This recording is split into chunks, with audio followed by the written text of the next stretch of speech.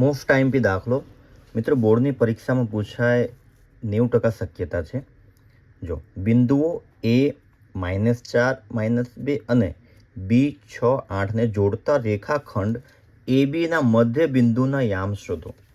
મધ્ય બિંદુના યામ શોધવાના છે, બરાબર. બંનેના વચ્ચેના બિંદુના યામ શોધવાના છે. સૌથી પહેલાં સમજી લો, વચ્ચેની કિંમત જ્યારે પણ શોધવાની હોય તેનો લોજિક સમજી લો. ધારો કે એ પાસે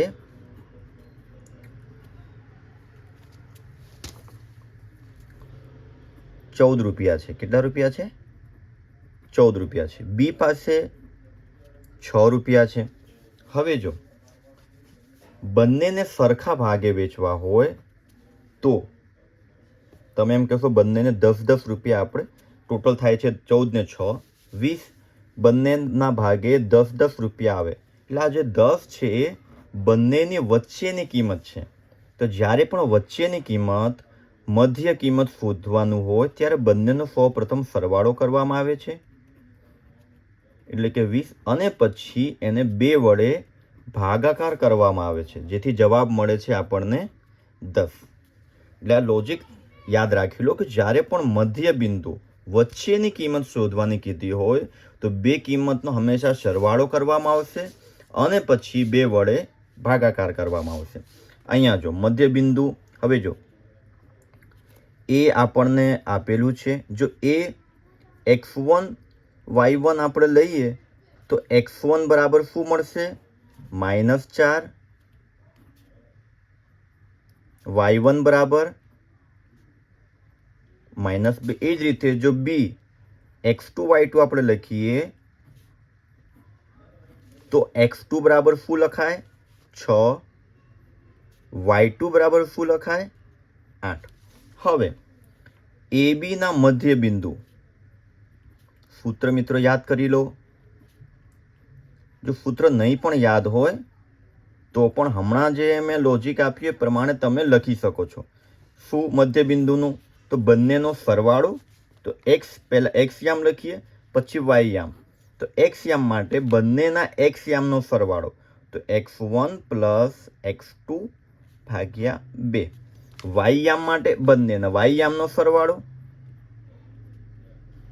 અને ભાગ્યા 2. હવે કિંમત મૂકી દો. x1 એટલે -4, x2 એટલે 6 ભાગ્યા 2, y1 એટલે -2, y2 એટલે 8 ભાગ્યા 2. શું આવશે જવાબ? હવે જો -4 + 6, અહીંયા ભલે મિત્રો વત્તાની સરવાળો થાય છે, પરંતુ નિયમ યાદ રાખો, જ્યારે પણ બે સંખ્યાની 6ની નિશાની પ્લસ છે, 4ની નિશાની માઇનસ છે, જ્યારે બંને નિશાની અલગ અલગ હોય ત્યારે હંમેશા બાદબાકી થશે. તો 6 માંથી 4 જશે તો 2, અને નિશાની મોટી સંખ્યાની આવશે. 6 મોટા છે તો અહીંયા પ્લસ ભાગ્યા 2. એ જ રીતે અહીંયા પણ બાદબાકી થશે. 8 માંથી 2 જશે તો 6 ભાગ્યા 2. 2 એકુ 2, 2 તરી 6. માટે જવાબ શું આવશે? મધ્ય બિંદુના યામ 1, 3. માટે x બરાબર 1, y યામ એના મળશે 3. એ જ રીતે બીજો દાખલો જોઈ લો, એ પણ મોસ્ટ ટાઈમ છે. જો બિંદુઓ a b અને -a -b વચ્ચેનું અંતર શોધો. બંને વચ્ચેનું અંતર. તો અંતર શોધવાનું સૂત્ર આપણે આના પહેલાના દાખલામાં પણ જોઈ ગયા.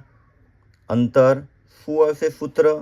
તો કે વર્ગમૂળમાં x2 - x1 વર્ગ વત્તા y2 - y1 વર્ગ, બરાબર. હવે કિંમત મૂકી દો. x2, જો આ છે આપણું x1 y1, x2 y2. તો x2 બરાબર -a, x2 બરાબર -a લખી દીધા. હવે આ માઇનસ લખો અહીંયા, x1 ની જગ્યાએ a વર્ગ વર્ગ વત્તા y2 બરાબર -b, આ માઇનસની જગ્યાએ માઇનસ ને y1 ની જગ્યાએ b, બરાબર.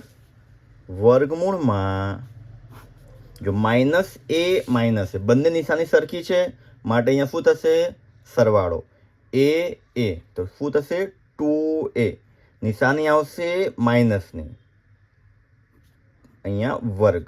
એ જ રીતે અહીંયા -2b વર્ગ બરાબર વર્ગમૂળમાં -2 વર્ગ શું થશે 4. 2 ગુણ્યા 2 4, માઇનસ માઇનસ થઈ જશે પ્લસ.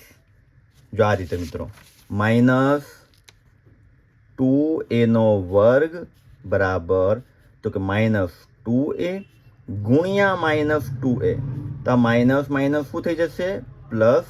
2 ગુણ્યા 2 4, a ગુણ્યા એનો વર્ગ બરાબર. તો અહીંયા લખાશે 4a વર્ગ.